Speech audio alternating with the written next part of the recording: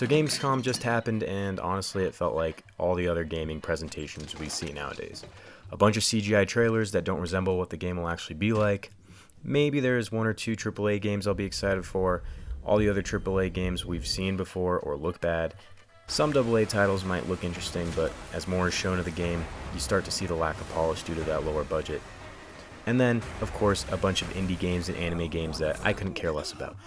On the AAA side of things, I feel like it's so hard to get excited for these games because instead of passion or uniqueness, it really just feels like so many of these studios are just trying to make something as quick and monetizable as possible. Even the stories and characters in so many of these AAA titles start to feel the same due to the industry's concern with diversity. It's hard to get excited when the trust with so many of these formerly beloved developers has been broken. Not to mention we only get like one good AAA title a year now that isn't a remake of a game from 10 years ago. It just seems like being interested in gaming used to be so much more exciting. So I went back and watched E3 2007 to compare. And yes, it was much more exciting. The show itself wasn't as flashy as what we get today, and of course there was definitely cringe. That win yet? Reggie the winner! The show's focused on exciting gamers by showing games that were soon to be released. Let's take a look at the PlayStation Showcase in 2007 in terms of AAA games. These are the first party games that were shown. Keep in mind, pretty much all of these showed actual gameplay, and a lot of them were actually playable at the event. Haze, Metal Gear Solid 4, Ratchet & Clank, Little Big Planet, Uncharted, Infamous, Killzone 2. Those were some massive titles and franchises, and on top of that, the following AAA third-party games were mentioned.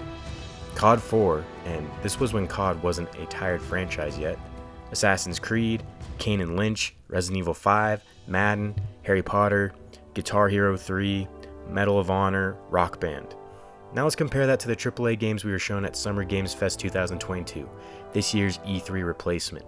We were shown Street Fighter, COD Modern Warfare 2, which at this point, who really cares about COD that much? Outriders, I guess, is AAA maybe. Marvel Midnight Suns might maybe be AAA. Warhammer, Gotham Knights, and to finish it all off, we had Naughty Dog show us The Last of Us 1 remake and an image of Factions concept art.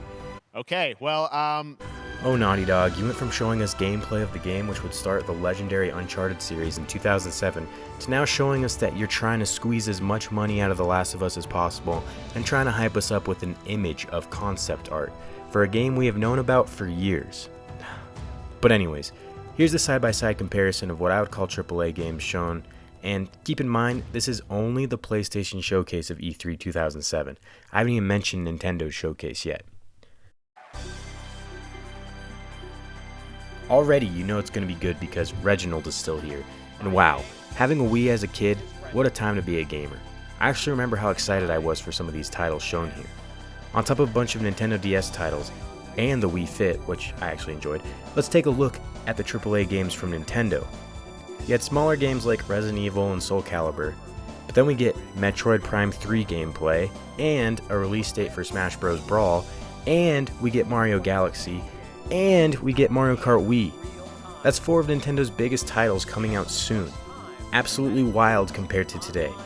Today for Metroid Prime we get a JPEG and then don't hear about it again for years. For Smash, we get yet another DLC character for the same game instead of a new game. For Mario, we get lazy emulated cash grabs, and instead of a new Mario Kart game, we get a DLC pass that gives you access to ugly ports of boring mobile game tracks for the same Mario Kart you've been playing since the Wii U. I think as gaming as an industry has gotten bigger, companies have realized how much of an opportunity there is to make money on games. So every game and franchise is milked dry and taken as far as it will go. Instead of a big AAA passion project, we get games that are pushed out unfinished or lacking content so that the game can start making money as quickly as possible. Yes, there are gems every once in a while, and still some good smaller games, but we are in the age of battle passes, loot boxes, DLC, skins, and live service gaming. As someone who has always loved gaming and see my own excitement for the industry decline over the years, I really think the AAA gaming scene is dead.